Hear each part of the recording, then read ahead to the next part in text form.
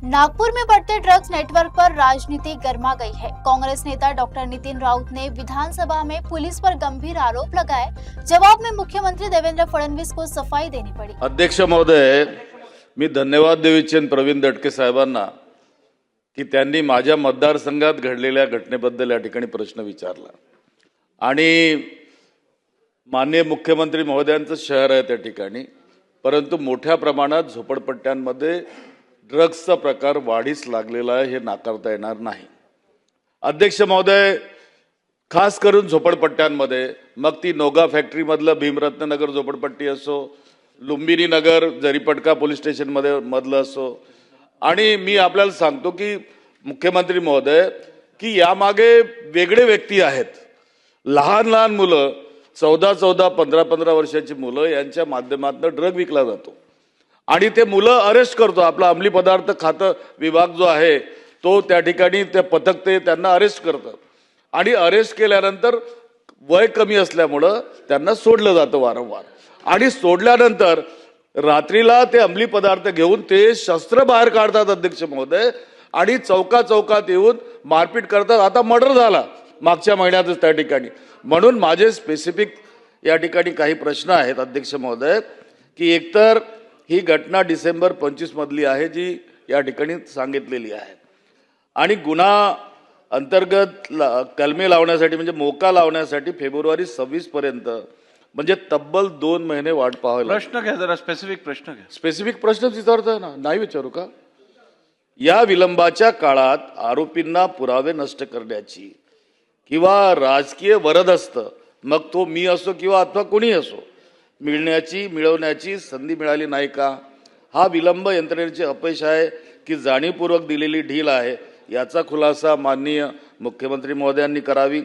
माझा दुसरा प्रश्न असा आहे की शासनानं 10 किलो गांजा पकडल्याचे सांगितले आहे आणि ते खरं आहे, पण ही केवळ हिमनगाची एक टोक आहे। नागपूरच्या झोपडपट्ट्यांमध्ये हे ड्रग रॅकेट फोफावत असताना केवळ पाचपावली आणि जरीपटका पुरती मर्यादित कारवाई करून मुख्य सूत्रधारांना म्हणजे जे किंग पिंग्स आहेत मोकळे का सोडले जात आहे? या विशिष्ट कारवाईत पकडलेल्या 5 आरोपीपैकी अद्याप फरार असलेल्या आरोपींचा संबंध मोठ्या आंतरराष्ट्रीय टोळीशी आहे का? आपण सांगत होते माननीय मुख्यमंत्री महोदय उत्तर देताना की याचे धागेदोरे आहेत, तर त्यासंबंधी अटकेसाठी काही पावले उचलली आहेत का? कारण माझ्या माहितीनुसार जी मुलं माझ्या मतदारसंघात पकडली गेली होती त्यांचा धागादोरा हा माझ्या मतदारसंघातून पश्चिम नागपूरच्या मतदारसंघात म्हणजे इस्लाम कॉलेजच्या बाजूला जी झोपडपट्टी आहे तिथल्या लोकांशी त्या ठिकाणी झाला। त्यामुळे त्यावर काय कारवाई करण्यात येणार? केवळ तिसरा शेवटचा प्रश्न असा आहे की केवळ गुन्हे दाखल करून प्रश्न सुटणार नाही अध्यक्ष महोदय, आणि माननीय मुख्यमंत्र्यांनी ते कबूलही केलेलं आहे। नागपूर शहर हे ड्रग ट्रान्झिट हब बनत चाललेलं आहे आणि त्या ज्या भागात साठा सापडला त्या भागातील स्थानिक पोलीस प्रशासनावर या इंटेलिजन्स फेल्युअर बद्दल काय कारवाई करणार आहात आपण?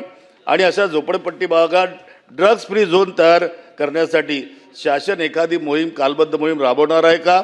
आणि शेवटचा प्रश्न असा आहे अध्यक्ष महोदय की तिथल्या महिलांनी झोपडपट्ट्याच्या महिलांनी माझ्याकडे येऊन मागणी केली सीसीटीव्हीची, आणि मी त्या झोपडपट्ट्यांमध्ये सीसीटीव्ही दिलेली आहे, त्याचं मॉनिटरिंग प्रॉपर करून ती व्यवस्था अधिक बळकट करण्यासाठी शासन खबरदारी घेणार काय? अध्यक्ष महोदय, सन्माननीय डॉक्टर नितिन राऊत साहेबांनी जो प्रश्न विचारला की मोका लावायला उशीर झाला का, तर याच्यामध्ये आपल्याला डॉक्टर साहेब कल्पना आहे की मोक्याची कारवाई करत असताना एक खूप मोठी प्रोसेस दिलेली आहे, आणि मागच्या काळामध्ये म्हणजे अगदी जो काही प्रस्ताव आला तो प्रस्ताव सगळा मंत्रालयापर्यंत येतो, सचिवांपर्यंत येतो, तो सगळा प्रस्ताव मान्य केल्यानंतर कोर्टाने एवढ्या एका कारणाकरता प्रस्ताव नाकारून टाकला की तुम्ही त्याला मान्यता देताना रिझन्स लिहिले नाहीत। आता रिझनेबल प्रस्ताव आला आणि त्याला मान्यता दिली, आणि म्हणून आपण याच्यामध्ये पूर्ण कारवाई करतो। खालपासनं प्रस्ताव येतो, नोटिसेस आपल्याला इश्यू करावे लागतात, काही प्रमाणात म्हणणं ऐकून घ्यावं लागतं, आणि ह्या सगळ्या प्रोसेस कराव्या लागतात। त्यामुळे याला 1-1.5-2 महिन्याचा कालावधी लागतो, पण हा कालावधी अधिक शॉर्ट कसा करता येईल, कारण आपल्या या मताशी मी सहमत आहे की 2 महिन्याचा कालावधी लागणं हे फार अधिक होतं. एक 20-25 दिवसापर्यंत हा शॉर्ट कसा करता येईल याचा आपण निश्चितपणे प्रयत्न करू. आपण हे विचारलं तर मला एक गोष्ट सांगितली पाहिजे की हे जी काही कारवाई केली आहे पोलिसांनी ही त्यांच्या इंटेलिजन्सच्या आधारावरच केलेली आहे. ऑपरेशन थंडर हे या दृष्टीनंच नागपूर पोलिसांनी केलं होतं की वेगवेगळ्या ठिकाणची इन्फॉर्मेशन गॅदर करणे आणि प्रोएक्टिव्हली त्या ठिकाणी छापा मारणे. म्हणजे एखादी घटना घडल्यानंतर त्याच्यावर कारवाई करायच्या ऐवजी एक मोहीम म्हणून प्रोएक्टिव्हली त्या ठिकाणी काम करणे.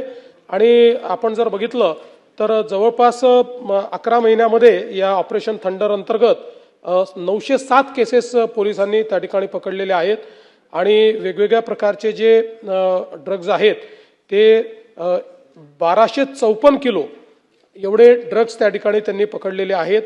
आणि ज्याची किंमत जर आपण बघितली तर कुठेतरी ती